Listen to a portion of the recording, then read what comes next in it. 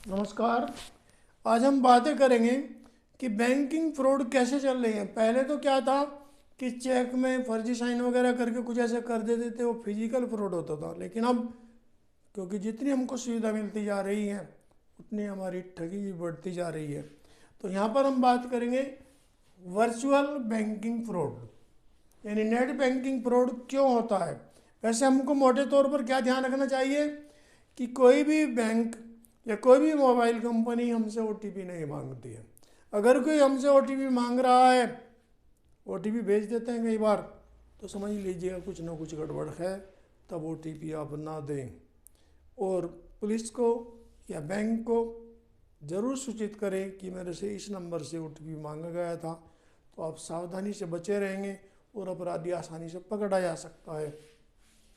तो अब देखें, ओल्ड सिस्टम क्या था कि प्राइज ऑफर दे देते थे कि भाई आपके इतने डॉलर का इनाम निकल रहा है या इसके बदले में सामान ले लें, लेकिन आप अपनी बैंक डिटेल बताएं, आपको पैसे मिल सकते हैं। हम बैंक डिटेल बता देते हैं, वो कुछ 100 या 50 रुपये हमारे अकाउंट में डाल देते हैं, फिर हम विश्वस्त हो जाते हैं।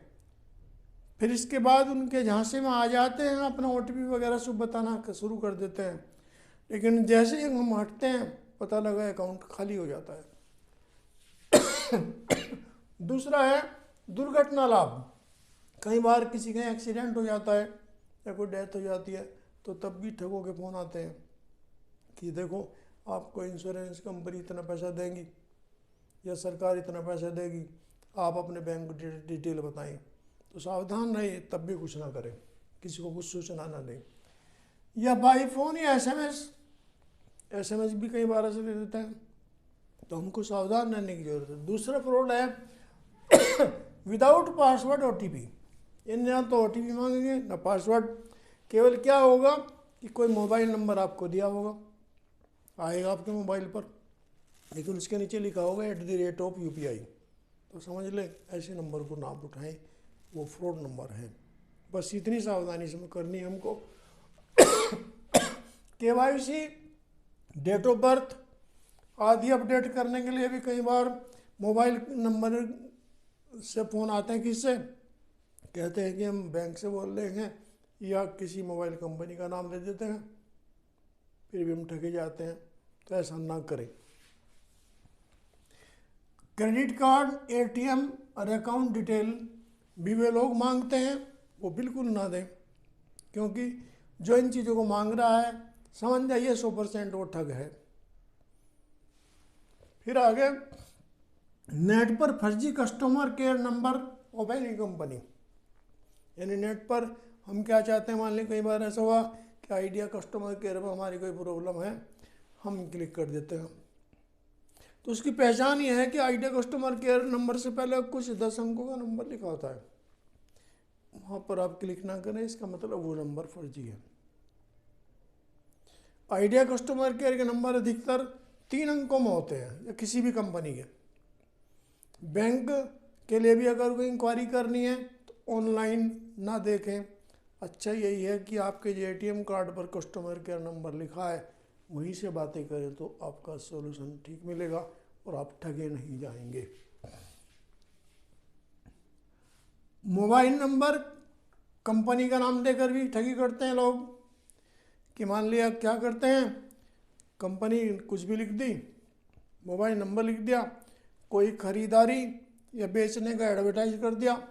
हम क्या करते हैं, भाई देखो ये सामान बड़ा सस्ता मिल रहा है, हम फ़ोन मिलाते हैं, वो कहते हैं ठीक है पहुंचा देंगे जी, इतना पैसा आप हमारे खाते में डालिए, हम डाल देते हैं, फिर वो चॉइस करते हैं वो, या फिर इसके बाद जैसे ही उनके खाते में पैसे जाते हैं फिर वो स्विच ऑफ आ जाता है। तो ऐसी ठगी में भी ना आए, क्योंकि ऑनलाइन भी ठगी OLX पर भी चल रही है। तो इन बातों का ध्यान जरूर रखें। कई बार क्या होता है, रुपए पैसे सिक्के बने आते हैं पुराने, हम कहते हैं कि भाई खरीद लो, पुराना है चांदी का सिक्का या पुराने सिक्के, वो सबको शौक होता है, उसे भी वो लोग ठगी करते हैं। कहते तो क्या है कि इतने 1000 रुपये में खरीद लेंगे, पता लगा पैसे तो हमने दे दिए, आता हमारे पास कुछ नहीं। इन बातों की ठगी में ना आए। फ़ोन पे एप्लीकेशन आदि नेट पर फर्जी पड़े रहते हैं, तो फ़ोन पे या पेटीएम वगैरह नेट से आप डाउनलोड ना करें, पहले आप बैंक के कस्टमर केयर नंबर पर जाकर या बैंक में खुद जाकर सबसे अच्छा है बातें करें और उनसे पूछें, क्योंकि सर्विस मैनेजर वहाँ पर बैठे रहते हैं।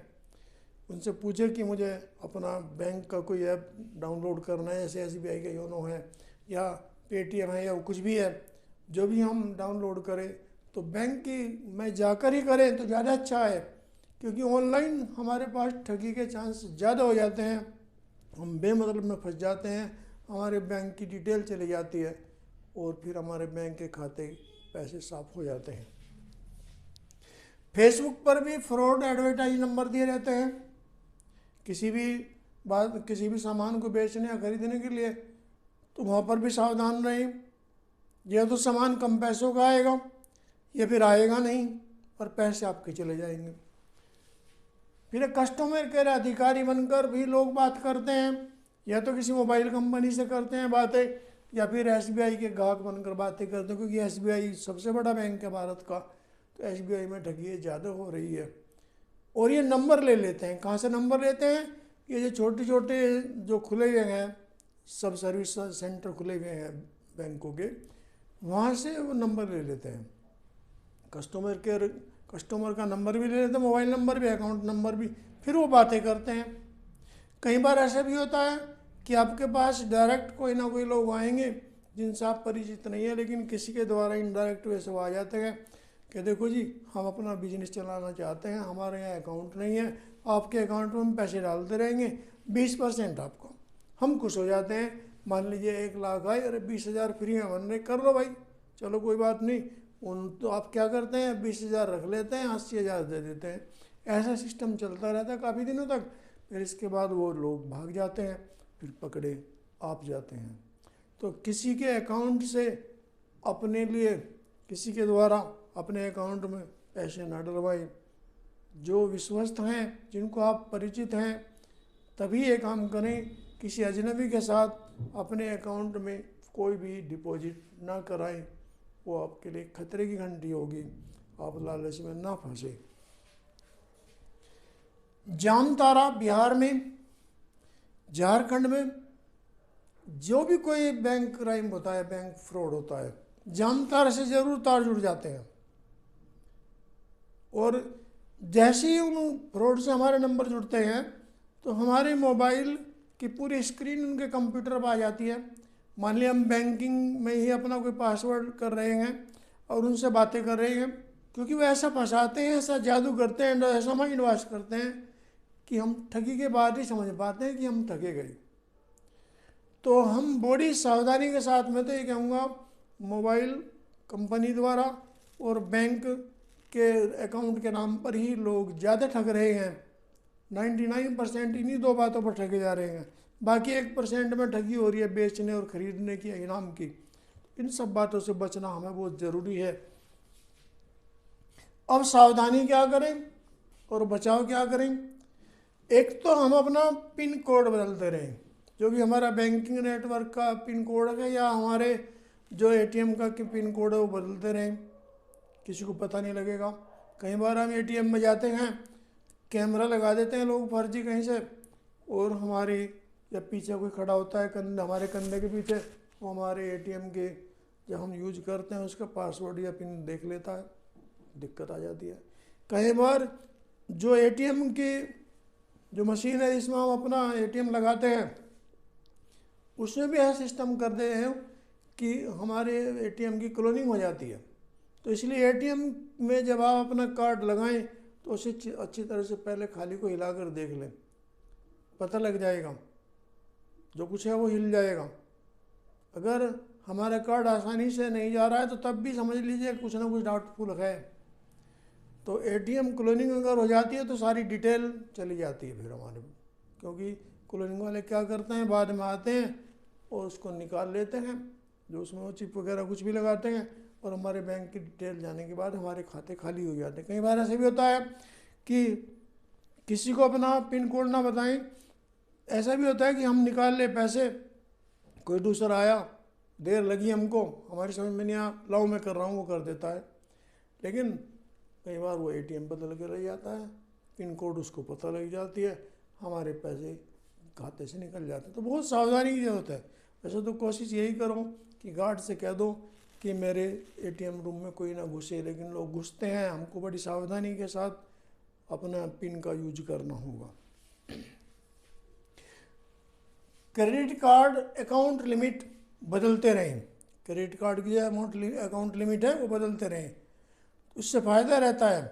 क्योंकि कई बार फ़ोन ये भी कर देते हैं लोग, जब डिटेल उनको मिल जाती है कहीं से कि आपकी अकाउंट लिमिट कितनी है, उस हिसाब से पैसे निकाल लेते हैं। कई बार ये भी करते हैं आपके अकाउंट में कितने पैसे हैं। तो सब बातों से बचें। फिर अगर हम फंस जाए, हमारी ठगी हो जाए, तो हम क्या करें? कंप्लेन सिस्टम है हमारा, बैंक कस्टमर केयर नंबर पे या तो बात करें, फिर अपने एटीएम कार्ड को तुरंत ब्लॉक कर दें, अपने अकाउंट को तुरंत ब्लॉक कर दें। अगर आप ऑनलाइन सिस्टम जानते हैं तो अपने अकाउंट की डिटेल में जाएं, सब कुछ वहाँ पर होती है कार्रवाई, उसको क्लिक करते रहें, सबका अकाउंट तुरंत ब्लॉक हो जाए। क्योंकि दूसरे के अकाउंट में अगर पैसा कुछ ही मिनटों पर लगा है तो वो ब्लॉक हो जाता है, फिर आपका पैसा आपके अकाउंट में आ जाता है। और बैंक भी अगर आपकी लापरवाही है तो बैंक पैसा नहीं देगा, लेकिन अगर बैंक की कोई कमी है तो आपको पैसा मिल सकता है। तो इसलिए अपनी ठगी होने के तुरंत बाद भी, कुछ सेकंडों बाद ही तुरंत जान लें, अपना अकाउंट डिटेल देख लें और तुरंत अपना अकाउंट ब्लॉक कर दें, तो अच्छा रहता है। फिर इसके बाद हम क्या करें? National cyber crime reporting portal बना हुआ है, तो इसको बोलते हैं NCRP। ये मिनिस्ट्री ऑफ होम अफेयर्स का पोर्टल है। इस पर जाकर जो जो चीज़ मांगी जाए, जो जो डिटेल मांगी जाए वो क्लिक करते रहें। जैसे क्राइम ऑप्शन, यानी किस तरह का आपका साथ ठगी हुई है, आप कौन से स्टेट के हैं, आपका थाना कौन सा है, आपका मोबाइल नंबर क्या है, फिर उस पर OTP आएगा, फिर उसे सबमिट करेंगे। सबमिट के बाद आप अपनी डिटेल भरेंगे। डिटेल के बाद टाइम, जिस टाइम आप रिपोर्ट कर रहे हैं या जो आपकी जिस टाइम ठगी हुई वो, फिर डेट, फिर अपनी ID नंबर वगैरह आप भरें, डिटेल भरें। फिर एविडेंस, अगर आपके पास कुछ है प्रूफ कि कैसे ठगी हुई, वो दें। 15 शब्दों में आपको डिटेल भरनी है, वो ज़रूर भरें। और साथ ही रिपोर्ट भरने के बाद कंप्लेंट जब हो जाए पूरी तो सबमिट करें। सबमिट करने के बाद जब आपके पास एक्नॉलेजमेंट नंबर आ जाए तो सारी रिपोर्ट को आप डाउनलोड कर लें, उसका प्रिंट अपने पास रख लें ताकि आगे काम आ जाए। तो मैं कोशिश यही की है कि हम सभी सावधान रहें। मेहनत की कमाई है, खून पसीने की हमारी कमाई है, ये बर्बाद ना जाए। Thank you for watching my video.